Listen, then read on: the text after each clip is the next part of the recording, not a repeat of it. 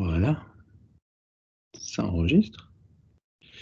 Donc c'est cette variatoire-ci, et une grande partie du cours précédent avait été, outre le fait de raconter des bêtises, c'était aussi de justifier pourquoi c'est cette définition-là qui arrivait et d'en voir certaines propriétés.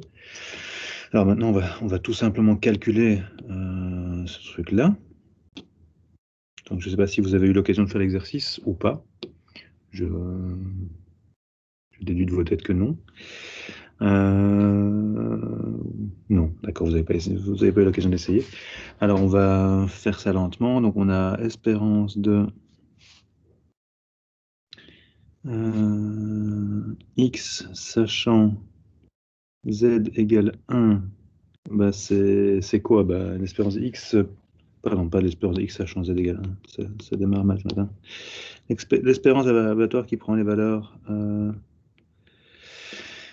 qui prend la valeur de x lorsque z égale 1 et qui prend la valeur 0 lorsque z n'est pas égal à 1, ça c'est quoi ce truc-là? On n'a qu'à aller voir. Quand sur l'ensemble z égale 1, x prend la valeur 1.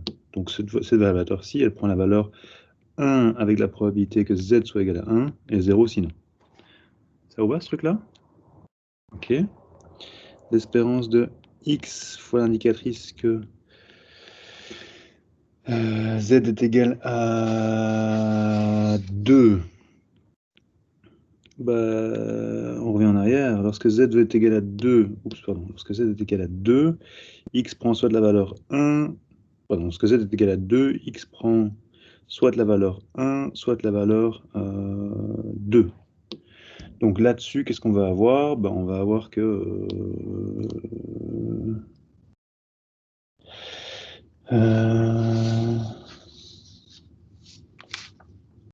Donc qu'est-ce qu'on va avoir? On va voir que... je vais juste l'écrire, ce sera plus simple. Donc ça vaut la valeur 1 sur l'ensemble où z vaut 2. Donc ça c'est l'ensemble B... Non, où x vaut 1, pardon. Donc c'est l'ensemble BC. Je vais peut-être séparer ce truc-là. Je vais séparer ce truc-là. Donc ça c'est quoi? Ça c'est l'espérance de x fois l'indicatrice. Donc z vaut 2, c'est soit on est sur B, C, soit on est sur... si je fais confiance à mes notes, c'est D. J'ai quand même à les vérifier parce que mes notes sont pas très claires. Donc z vaut 2, c'est ça, c'est B, C ou D. Donc là j'ai séparé. Et donc ici, quand z vaut, pardon, quand oméga c'est B ou C, x vaut 1.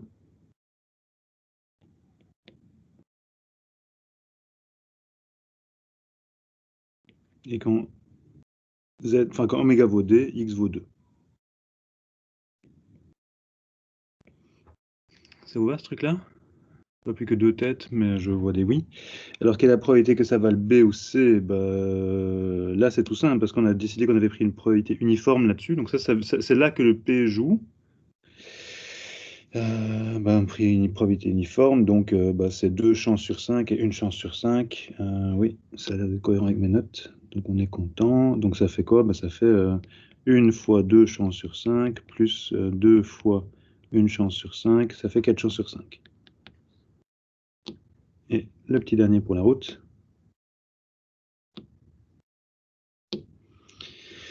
L'espérance de x fois l'indicatrice que z est égal à 3, c'est ça? Oui. Ça, c'est de nouveau tout simple, parce que l'événement z égale à 3, sur cet événement-là, si mon souvenir est bon, x est constant. Oui, c'est ça. Sur cet événement-là, x, il vaut 2. Et donc, on a juste 2 fois la probabilité que z soit égal à 1. Soit égal à 3. Donc...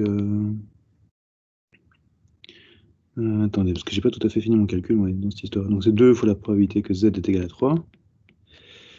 Je vais finir celui-ci. Donc z égale 1, z égale 1, il n'y a qu'un seul choix, c'est que oméga soit égal à A. Donc c'est 1 chance sur 5.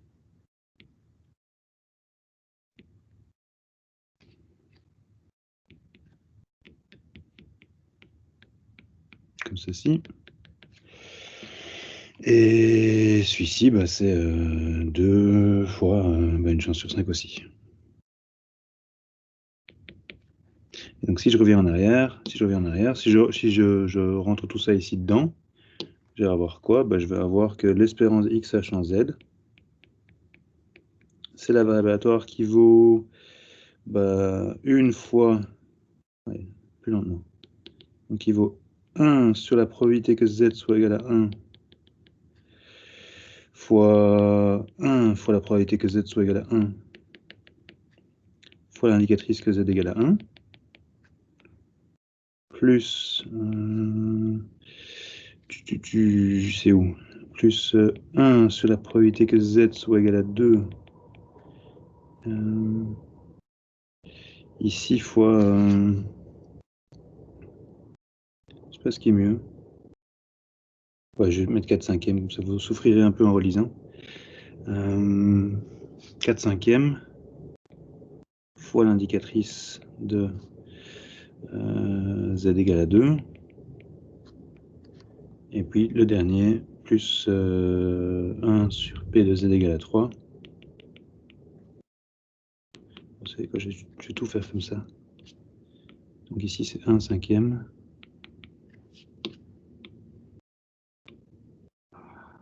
Voilà, c'est peut-être mieux. Fois 2 cinquièmes fois l'indicatrice que z est égal à 3. Et là, bon, on calcule, on simplifie. Hein, donc ça, c'est 1 cinquième, ça se tue avec celui-ci. Ça, c'est 1 cinquième, ça se tue avec... non. Ça, c'est 1 cinquième, ça se tue avec celui-ci. Ça, c'est pas 1 cinquième. C'est... J'ai déjà oublié. Ça, c'est 3 cinquièmes. Donc ça se tue avec celui-là. Avec le cinquième ici, il nous reste 4 tiers. Et ça, c'est 1 cinquième, ça se tue avec celui-ci. Et donc, j'obtiens ce qui était marqué exactement ici.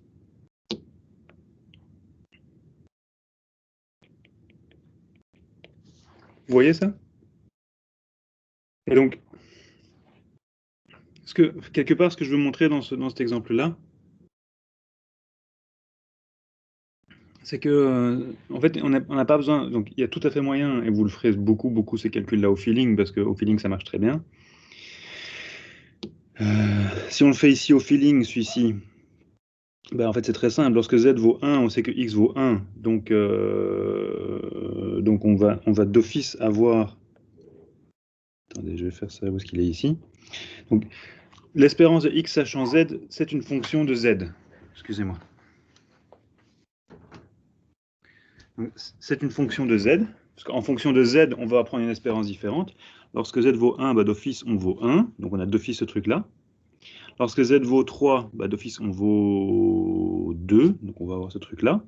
Et puis, lorsque z vaut 2, alors on a en fait quelque part 2 chances sur 3 d'être dans la partie où ça vaut 1 et une chance sur... Une chance... Non, en fait, on vaudra 1 avec la probabilité que x vale 1 sachant que z vaut 2. Et donc, c'est la probabilité conditionnelle. C'est-à-dire, ça va être p de x égale 1 et z égale 2 divisé par p de z égale 2. Non, je m'exprime mal. Je recommence, c'est trop tôt le matin pour moi. Lorsque z vaut 2, x peut valoir soit 1, soit 2, et donc c'est une variable aléatoire discrète qui prend la valeur 1 avec probabilité que x est égal à 1, sachant que z égale 2, et qui prend la valeur 2 avec probabilité que x soit égal à 2, sachant que z égale 2. Et donc on recalcule la probabilité, la moyenne, mais dans la loi conditionnelle. Et donc ça donne ce 4 tiers un peu bizarre. Et ce 4 tiers, c'est simplement la moyenne conditionnelle au fait qu'on est dans la zone où z vaut 2. D'accord ? Et donc, personnellement, moi qui fais beaucoup d'espérance conditionnelle, et probablement que vous aussi, à certains moments, vous ferez beaucoup d'espérance conditionnelle dans vos carrières, enfin, je vous le souhaite, parfois, j'y vais au feeling et je me trompe complètement. Et alors, c'est très rassurant de revenir à la définition. Et alors, on fait les calculs, ça prend 3 heures, mais c'est faisable. Alors, c'est surtout faisable dans des cas, genre celui-ci, il est impossible à faire. Enfin, moi, je n'y arriverai jamais au feeling, celui-ci. Jamais. Parce que qu'est-ce qu'on fait? Donc je vous répète, on prend une poisson, on tire au hasard et puis on regarde la partie entière. Et on essaie de calculer la moyenne de la partie. Donc, si je vous donne l'information de x, évidemment que vous pouvez calculer y en moyenne. Y il vaut ce qu'il vaut parce que vous savez que c'est une fonction simple de x. Y est une fonction facile de x. Et dans l'autre sens, si je vous dis que la partie entière c'est 3, vous ne savez pas exactement, vous ne savez pas ce que vaut y. Vous savez que c'est 3 ou 3,5. Non, c'est 3 ou 4, pardon. Non, c'est 2 ou 3. Y peut jamais valoir 3, je dis des bêtises. Y, c'est un truc pair. Donc si je vous dis que Y vaut 4, alors vous savez que X, c'est 4 ou 5. C'est mieux. Et donc x c'est 4 ou 5 comment? Ça, il faut le faire. Et ça, typiquement, il faut faire ça à la main. Je vais vous le faire relativement vite. Donc quoi? Euh, Comme pour tout le reste, faut faire quelque part la loi des probas totales. Donc les atomes de Y. Donc Y, c'est une variable aléatoire qui prend des valeurs paires. Donc, les atomes de Y sont quoi? Ce sont des Bn de la forme Y est égal à 2n. OK? Parce que Y ne prend que des valeurs paires.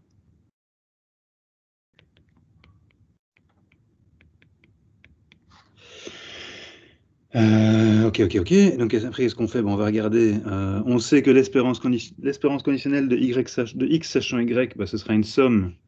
Ce sera cette somme-là, quoi. Donc ce sera la somme. Je l'ai écrite? Je l'ai pas écrite. Ce sera cette somme-ci. Ce sera la somme sur tous les atomes. 1 sur la probabilité que y soit égal à l'atome fois l'espérance de x sur l'ensemble atomique fois l'indicatrice de cet ensemble atomique.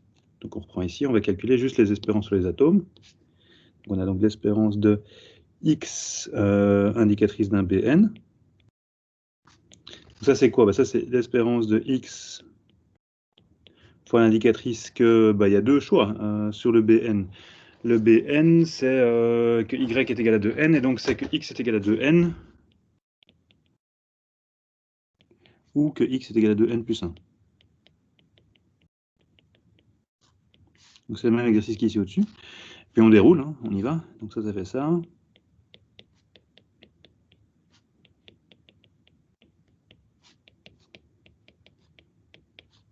Sur les ensembles atomiques, sur les atomes, pardon, la loi de X est triviale. Non, je recommence. Sur ces trucs-ci, la loi de X est triviale, parce que lorsque X vaut, sur l'ensemble de X égale 2n, X vaut 2n. Donc ceci est une variable aléatoire triviale. Elle vaut soit 2n, soit 0, selon qu'on est là-dedans ou pas. Et donc ça vaut 2n fois la probabilité de l'ensemble sur lequel on travaille. Même chose ici, 2n plus 1 fois la probabilité qu'on est sur l'ensemble sur lequel on travaille. Jusqu'ici, vous suivez? Même ceux qui ne me montrent pas leur tête, n'hésitez pas à crier. Puis après, ça, normalement, vous vous souvenez de vos cours de première année? Je dis bien normalement. Et si pas, vous allez revoir les cours de première année. Et on est dans un cadre super sympa parce que la loi de Poisson, c'est la loi la plus gentille du monde. Et donc on a quoi? On a ceci.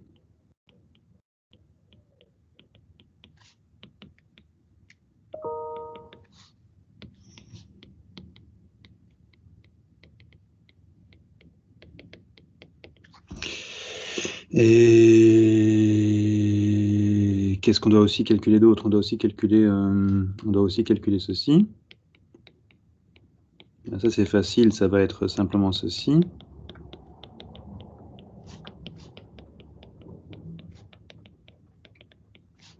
Et donc c'est ceci.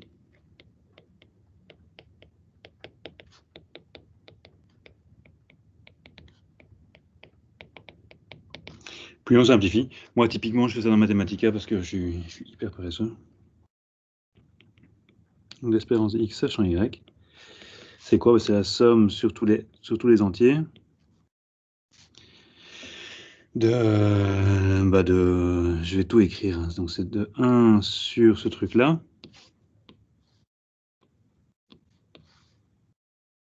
Voilà, je le mets en tout petit. Fois quoi? Fois ce truc-là.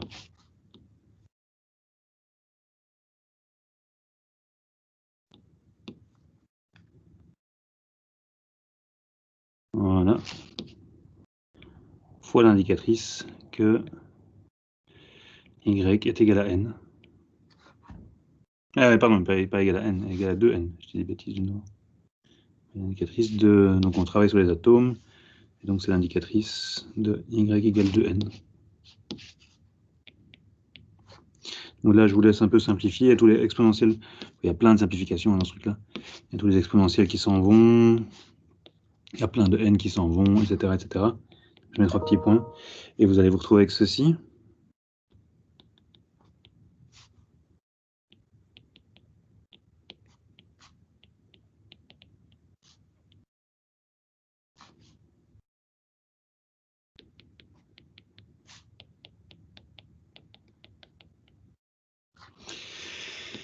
Et bah là, on y est, quoi. Donc, qu'est-ce qu'on voit? On voit qu'on a 2n, pardon, on voit qu'on a 2n, 2n, 2n, 2n. Bah, selon les valeurs de y, on va avoir quoi? On va avoir y plus lambda fois y plus 1 sur y plus 1 plus lambda. Alors, petit exercice, si vous êtes vraiment motivé, mais faites pas ça à la main, c'est une perte de temps totale. Calculez l'espérance de ce machin-là.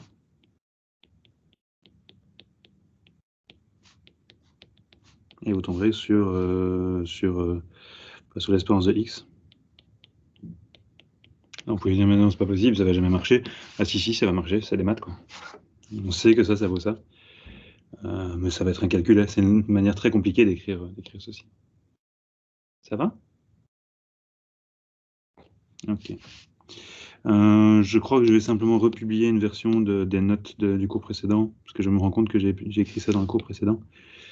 Donc je republierai une version du cours précédent où où il y aura ça. Voilà, ça c'était tout ce que je voulais raconter de la semaine passée. Et maintenant on peut démarrer le cours d'aujourd'hui. Donc on est le 15. Et vous n'êtes vraiment pas nombreux. Ah si, bonjour les retardataires. Et vous êtes 12. Ah, petite information, parce que je ne suis pas sûr que vous soyez au courant. Il y a journée cours ouvert, enfin il y a les cours ouverts cette semaine à l'ULB. Et donc si vous voulez faire de la pub, notamment des maths, n'hésitez pas, vous connaissez sûrement des gens qui sont dans le secondaire.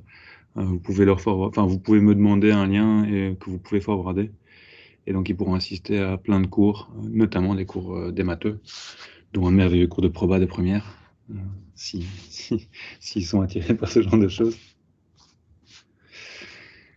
Sachez que cette année-ci, mon grand délire pour le cours de proba, c'est de parler de mes poules. J'avais des poules. Je sais plus si je vous ai parlé de mes poules ou pas. Ça viendra sûrement dans la conversation. Ok. Maintenant, on passe.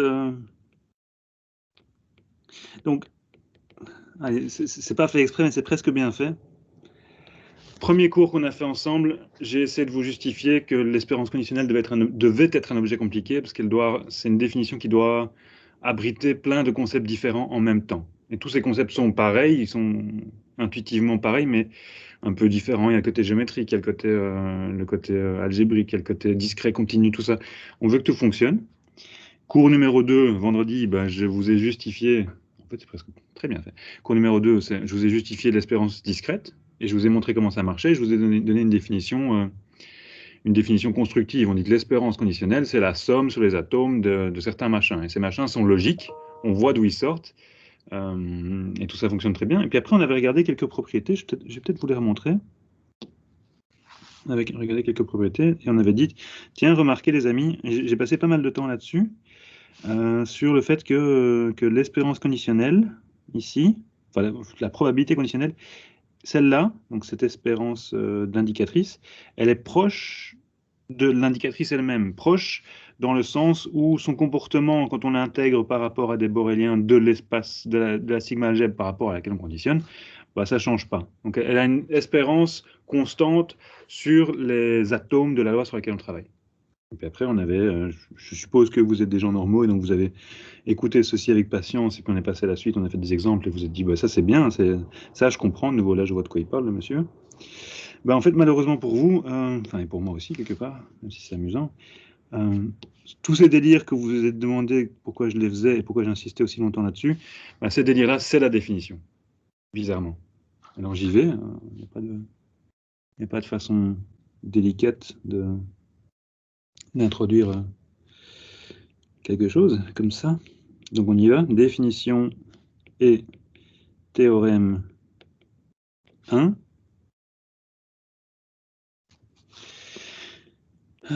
Soit oméga A, P, un espace probabilisé,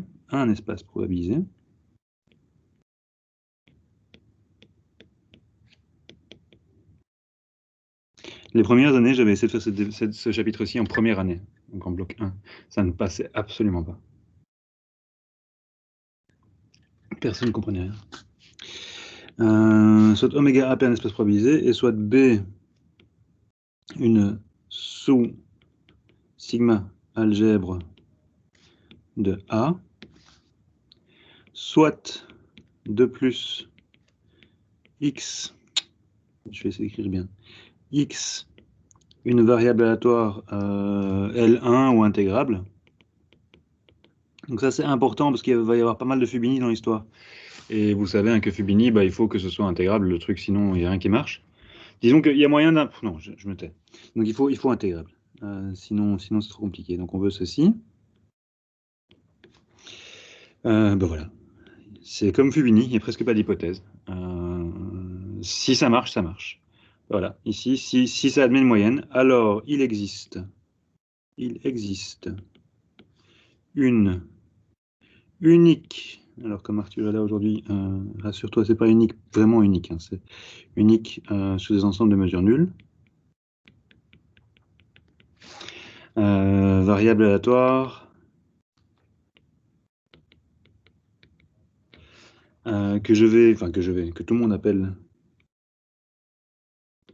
espérance conditionnelle de x sachant b, notez espérance de x sachant b, telle que, alors maintenant tenez-vous bien, comment est-ce qu'on définit l'espérance conditionnelle d'une variable aléatoire par rapport à une sigma algèbre? Bon, on demande deux choses. Un, la fonction qui envoie oméga sur l'espérance de, enfin plutôt la variable aléatoire, espérance de xh, donc cette variable aléatoire, espérance de xh en b, doit être b mesurable. Donc c'est ce qu'on avait vu dans notre définition discrète, c'était une variable aléatoire simple qui se définissait comme fonction de b. En fonction des atomes de b, elle prenait des valeurs espérance de x sachant la valeur sur laquelle on était. Donc premièrement, on demande que ce soit b mesurable, et deuxièmement, on demande on demande ceci.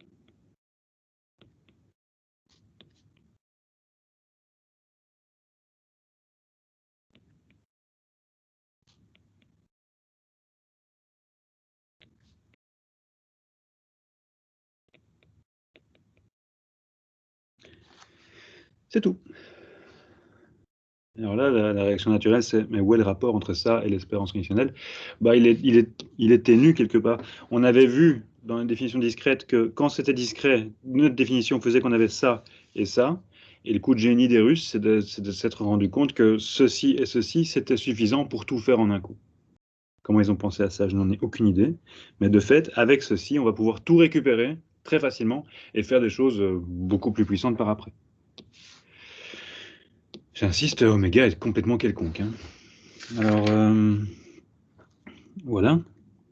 On y va pour la preuve. Ça va être long. Alors, il y a deux preuves. On va faire les deux. La deuxième, elle triche parce qu'elle utilise le théorème de Radon-Nikodin, dont vous vous souvenez de votre cours de théorie de la mesure. Mais c'est de la triche. Et Ledoux, il fait une preuve constructive que j'aime beaucoup. Donc on va prendre la preuve de Ledoux, qui est très très jolie. Donc premièrement, on va prouver l'unicité. Comme d'hab, dans ces trucs-là. D'abord l'unicité et puis l'existence. Alors, souvenez-vous ce qu'on avait fait dans le cours précédent avec les variables aléatoires discrètes. On avait dit, bah tiens, remarquez que si jamais on a une variable aléatoire qui est b mesurable, pardon, je recommence. On avait fait quoi? On avait dit que si x et y étaient deux variables aléatoires différentes sur une même sigma algèbre, enfin mesurables sur une même sigma algèbre, qui avaient les mêmes espérances sur tous les éléments de la sigma algèbre, alors x et y étaient égaux presque sûrement. Bah, c'est ça l'argument en fait. C'est ça l'argument. Donc, supposons qu'on a deux versions différentes. Donc deux variables aléatoires b mesurables. Tel que quoi? Bah, tel que les deux font ce job-là. C'est-à-dire qu'elles font que quand je les multiplie par l'indicatrice, l'espérance est égale à l'espérance de x. Donc tel que ceci se passe.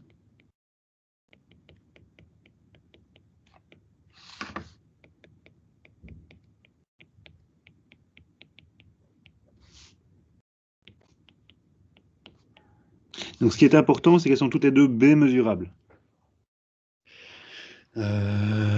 Si jamais x est lui-même b mesurable, bah, son espérance additionnelle de x sachant b, c'est juste x. Bref. Supposons que ceci était vrai pour i qui vaut 1 ou 2. Bah alors, puisque ce truc-là, cet événement-là, je mets des accolades, c'est mieux. Je crois que je mets parfois des crochets, mais c'est pas très malin. Je mets des accolades. Donc, puisque cet événement-là est b mesurable aussi, je sais que j'en avais déjà parlé la fois passée, mais je vais remettre mon petit pourquoi parce que c'est important que vous sachiez faire ce genre de choses, même si moi je sais plus très bien les faire. Donc voilà, c'est pas totalement évident que cet ensemble-ci est bien mesurable, il faut en faire un peu de travail. Donc alors, puisque z est bien mesurable, on a quoi? Ben, on a que l'espérance de Z1 fois l'indicatrice de B est égale à l'espérance de Z2 fois l'indicatrice de B, parce que toutes les deux sont égales à ceci. Donc on a bien ceci.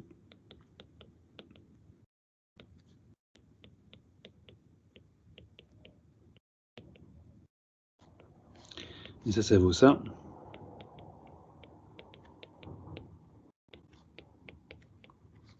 Du coup, et par un argument similaire, c'est égal à ceci. Non, je vais faire ça plus lentement.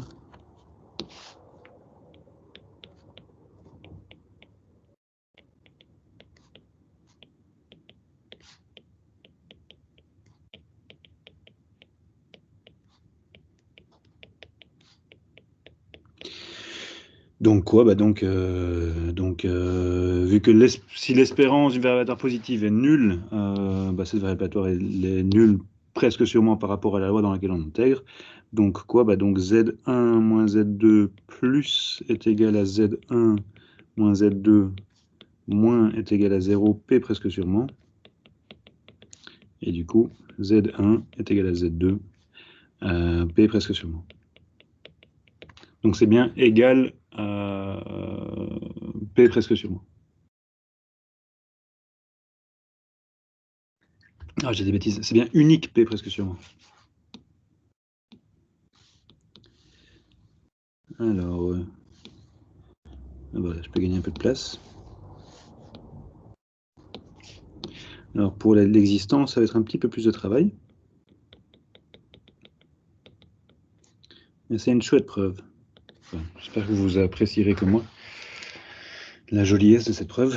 Donc, on va d'abord supposer que x est de carré intégrable.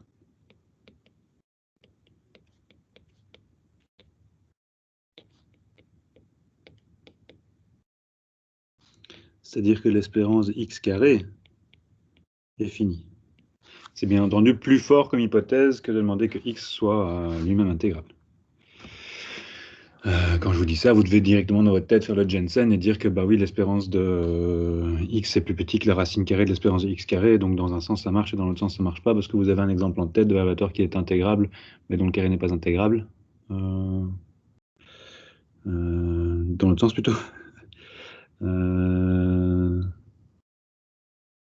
Bref. Alors, il existe. Non. Alors quoi? Bah alors, X appartient à l'ensemble L2 de oméga à P, qui est l'ensemble des variateurs qui sont d'espérance, de variance finie. Donc ça, peut-être pour vous rappeler la notation.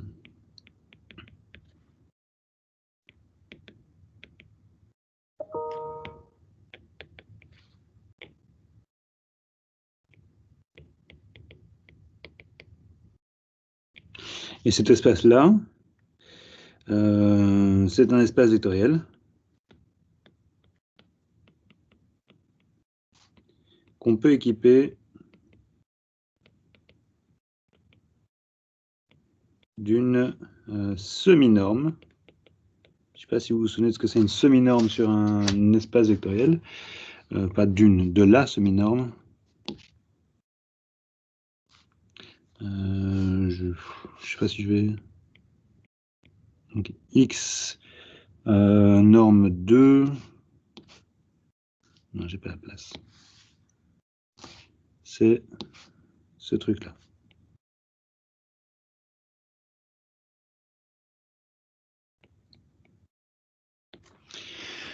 Alors pourquoi est-ce qu'on dit que c'est une semi-norme et pas une norme? Je ne sais pas si vous vous en souvenez. Je ne vais pas vous embêter si tôt le matin, je vous laisse tranquille. Vous êtes déjà gentil de mettre vos caméras. On dit que c'est une semi-norme. C'est plutôt pour les actuaires que je raconte ceci que pour les matheux. Parce que vous connaissez ça depuis très longtemps, je crois. Parce que quand la norme de x est égale à 0, ça ne veut pas dire que x est égal à 0. Ça veut juste dire que x est égal à 0 presque sûrement.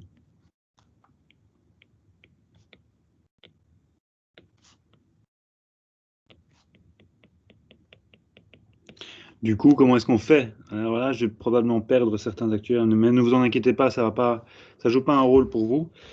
Et cette démonstration ne fera pas évidemment partie de la matière de cours pour vous, mais comme ça, vous voyez un peu comment on doit traiter ce genre de soucis. Et donc, je ne sais pas si les matheux vous vous souvenez de ce qu'on fait dans ces cas-là. Moi, je me souviens que j'avais plus ou moins dormi pendant ce cours-là d'analyse. C'est qu'en fait, on quotiente l'espace L2 par la relation d'équivalence. On dit que deux variables sont égales si la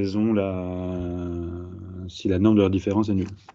Si elles sont égales presque sûrement, pardon. Donc on dit quoi? On va noter L2 avec un L droit. J'espère que c'est la même notation que dans votre cours. Oui, parfait. Donc on note L2, le quotient de L2. Je vais peut-être rajouter quand même un L2 comme ça. Par la relation d'équivalence.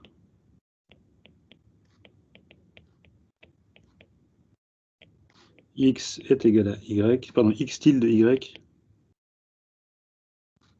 Si et seulement si X est égal à Y, P presque sûrement. Alors grâce à ceci, l'espace L2 équipé de sa norme maintenant, qui est ici, est un espace vectoriel normé. Et si j'oublie pas, au chapitre suivant, je vous prouverai quelque chose d'un peu plus fort. Affirmation 1. C'est pas garanti que je vous le prouverai parce que ça va peut-être pas rentrer dans mon planning. C'est que L2 est un espace complet. Vous vous souvenez de ce que c'est un espace complet? Ok. Les autres, c'est quoi? C'est que toute suite de Cauchy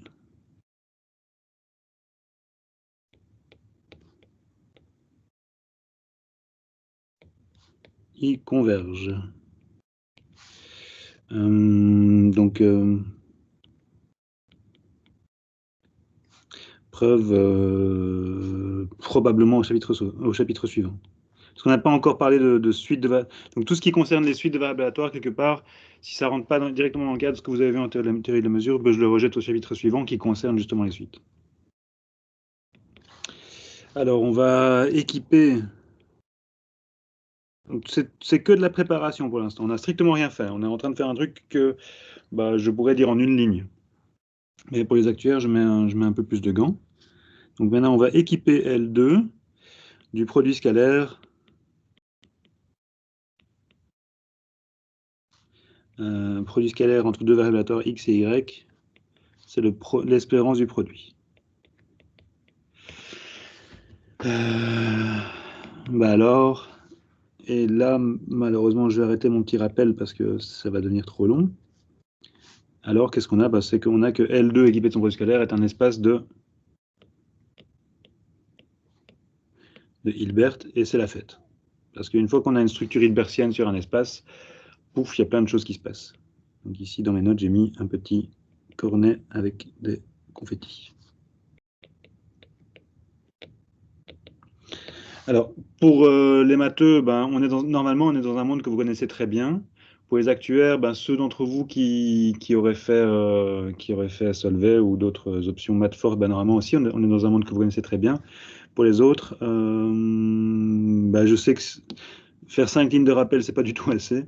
Dans les fichiers du groupe Teams, j'ai mis un bouquin qui est... le titre n'a rien à voir, mais j'ai mis un bouquin qui s'appelle Introduction to Time Series Models, je crois.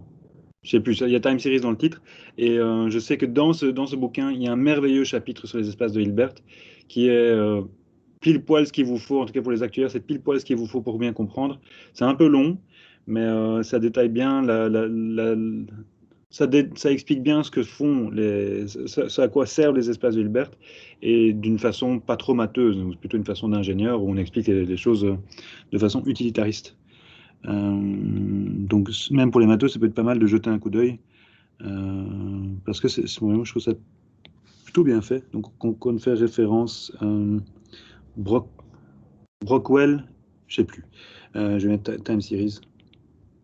Time Series dans les références pour un refresher. Alors nous, on sera content d'avoir une structure L2.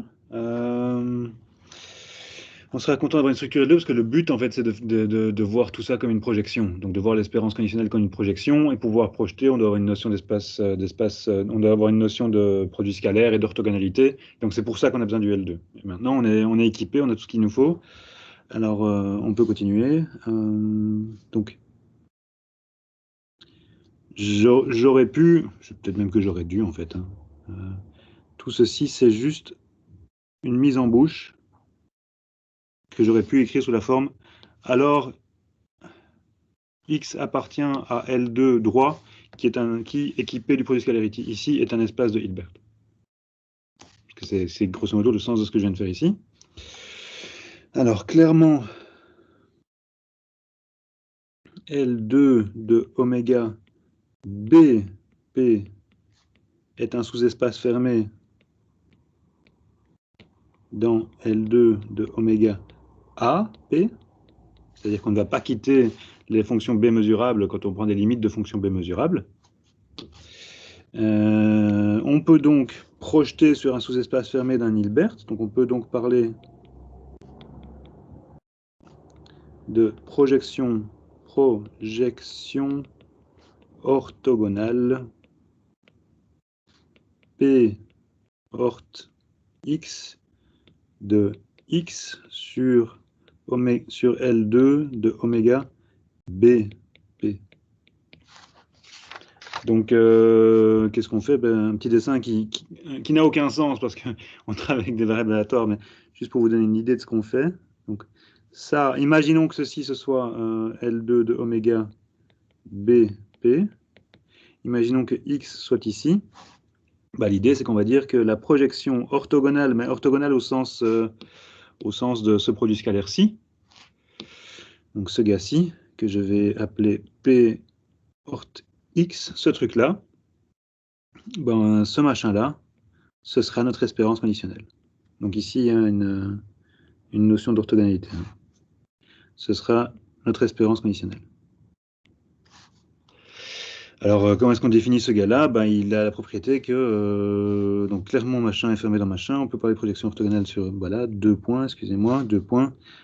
Pour tout U dans L2 de oméga BP, qu'est-ce qu'on veut? On veut que le produit scalaire entre cette droite-là, enfin ce vecteur-ci, donc X moins sa projection, et n'importe quel élément de l'espace. Donc ça, c'est ce truc-là. Ça va être un U quelconque, comme celui-ci. Ce que je veux, c'est que ce produit scalaire-là soit égal à 0.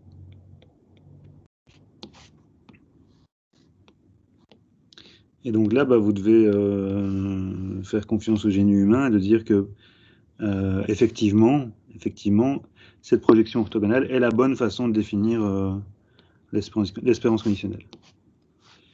Et donc si je réécris ça en termes d'espérance, donc ça veut dire quoi? Ça veut dire que ce qu'il faut, c'est que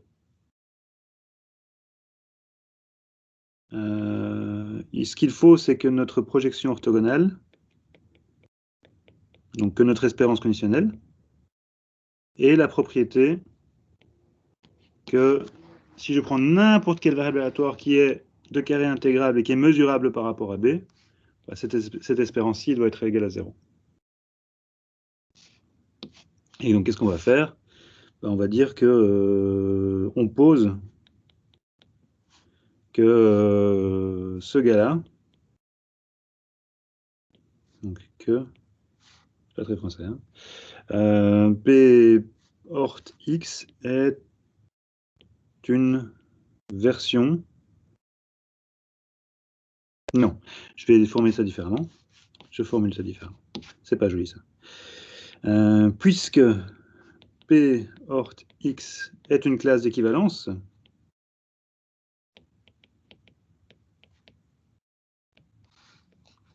de fonction de L2 de oméga BP,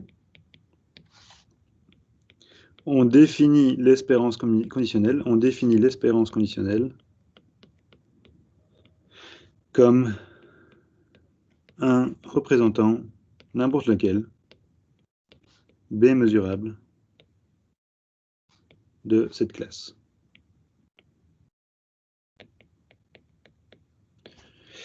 Alors maintenant, qu'est-ce qu'on va faire avec ce machin-là? Ben, on va vérifier qu'il fait le job. Et puis, dès le moment où on saura qu'il fait le job, on saura qu'il est unique, parce qu'on a le point 1 qui nous montre qu'il est unique. Alors faire le job, c'est quoi encore? Ben, faire le job, c'est faire ce qui est demandé ici.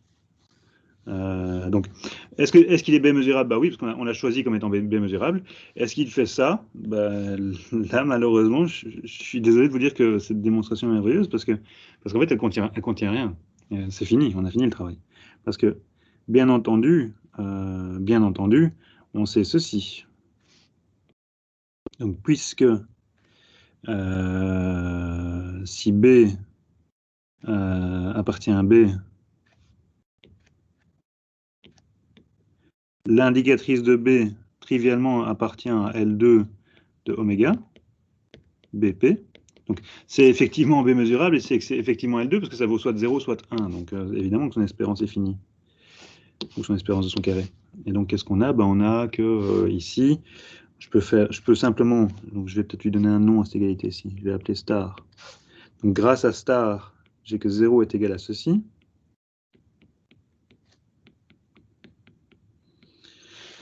Oui, mais ça, c'est quoi? Ben, ça, c'est l'espérance de x1b et moins l'espérance de bah, P projeté X, mais vu que c'est défini uniquement dans l'espérance, on peut prendre, ça ne dépend pas des ensembles de mesures nulles, et donc on peut remplacer ça par ceci.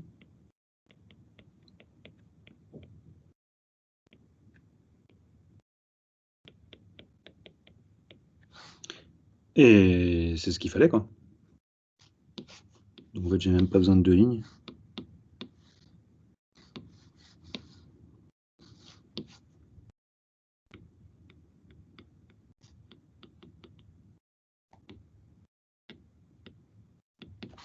Ça va, ça vous plaît?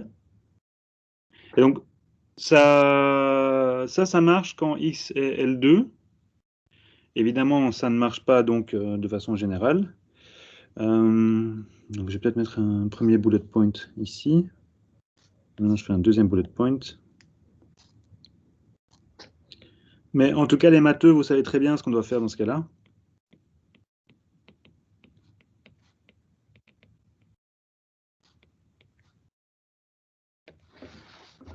Donc maintenant, supposons uniquement que x est dans... Qu'est-ce que j'ai écrit, moi? J'ai écrit des bêtises. Je crois qu'on va prendre L1 quand même. Donc, supposons maintenant x qui est dans L1. Donc uniquement intégrable. Comment est-ce qu'on fait les matheux? Ben, vous savez, hein, vous avez fait ça 1000 fois dans vos différents cours. On suppose que x est positif. Et puis, comme on sait que c'est vrai quand c'est L2, ben, on tronque. On regarde ce qui se passe quand c'est tronqué, puis on prend la limite. Et donc on y va. Pour les actuaires, ben, si vous n'avez jamais fait ça, ben, bienvenue. Donc qu'est-ce qu'on fait? On suppose d'abord que c'est positif parce que c'est plus simple. Donc prenons d'abord x positive presque sûrement.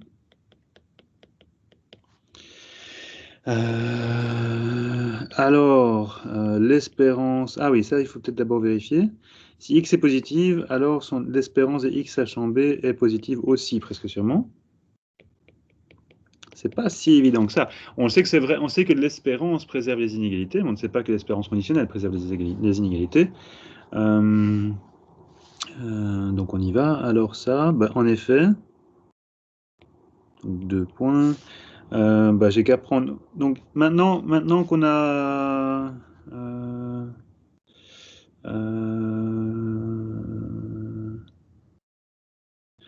donc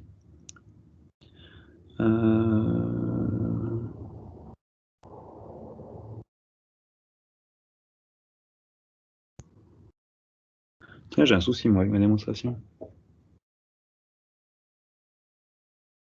Bon, supposons pour l'instant qu'elle a encore L2 parce que sinon je peux même pas écrire ceci parce que je sais pas que ça existe.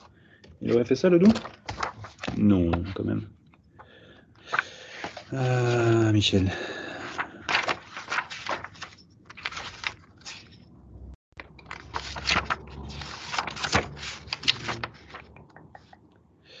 Alors, ah, ok. Ok, non, c'est moi qui ai fait du pâté. J'ai fait du pâté. C'est pas Michel, c'est moi. Alors, je recommence. Désolé, je vais tout effacer. J'ai fait du pâté. Donc, je ne sais pas si vous voyez. Donc, les matheux, vous voyez évidemment ceux qui sont réveillés. Vous voyez évidemment mon pâté. Les autres, les acteurs, peut-être que vous ne voyez pas. En tout cas, ceux qui regarderont vidéo ne voient pas pourquoi j'ai un souci ici. J'ai un gros souci ici, c'est que je suis en train de faire des choses sur une espérance conditionnelle dont je ne sais pas qu'elle existe. Donc, tout ce que j'allais écrire après, c'est complètement faux, parce que je n'ai prouvé l'existence que si x est dans L2. Et donc là, une fois que j'ai écrit ceci, je ne sais rien faire. Donc j'ai un souci. Donc j'efface tout. Et c'est juste que j'ai fait du pâté dans ma préparation. Et quand je regarde chez Michel, il a bien fait ça. Donc je vais recopier Michel. Hein. Pour étendre l'existence au cas des variables uniquement, on sent la classe française là quand même, uniquement intégrable, notons que si x est dans L2 de oméga A P, et si x est positive presque sûrement, alors l'espérance de x sachant b est elle-même positive presque sûrement. Et là, ça a du sens, parce qu'on sait ce que c'est. Ce truc-là, on sait ce que c'est quand x est dans L2. On sait que ce truc-là, il existe, et on sait le job qu'il fait. Et donc, comment est-ce qu'on vérifie ceci? Ben, en effet, pour le voir, ben, prenons B qui est l'ensemble des oméga tels que cette variable aléatoire-ci est négative. Ben, clairement, ce machin-là, il appartient à B. Donc si je prends ça dans le point 2 de ma définition, donc prenons machin dans 2 pour déduire. Pour déduire quoi? Bah pour déduire que l'espérance de x sachant b 1 b, donc nécessairement ce truc-là il est négatif. Pardon, j'ai dit une bêtise. Nécessairement ce truc-là il est négatif, parce qu'on travaille que sur les oméga sur lesquels ce machin-ci est négatif. Donc ce truc-là il est négatif, et ça c'est une bête espérance, ce truc-là. C'est une bête espérance, donc on sait que l'espérance d'un truc négatif est négatif ou nul. Donc ce truc-ci il est négatif ou nul. Oui, il est négatif en fait, même strictement négatif. Et ça, bah, par le 2, c'est égal à cette espérance-ci. Et ça, bah, quelle que soit la valeur ici, on sait que ce gars-ci, il est censé être positif. C'est marqué ici. Donc ça, c'est positif presque sûrement. Bah, du coup, la probabilité, la seule façon pour avoir les deux qui sont à la fois négatifs et positifs, la seule façon de faire, c'est que on travaille sur un ensemble de mesures nulles. Et donc, il faut que la probabilité de B soit égale à 0. Je vais te mettre un B- comme ça. Sinon, c'est peut-être un peu perturbant. OK. Donc, si on a un dérivatoire qui est positif presque sûrement, et L2, son espérance conditionnelle est positive presque sûrement. Alors, donc, supposons maintenant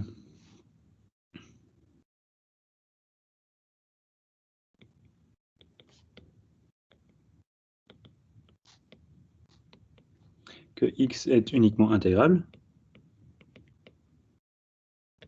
et positive presque sûrement. Bah, je crois que c'est le bon moment pour faire une pause, bien mérité. Voilà, j'arrête ici, j'arrête le partage et on reprend à 9h10. Allez vous chercher un café, tout ça, tout ça.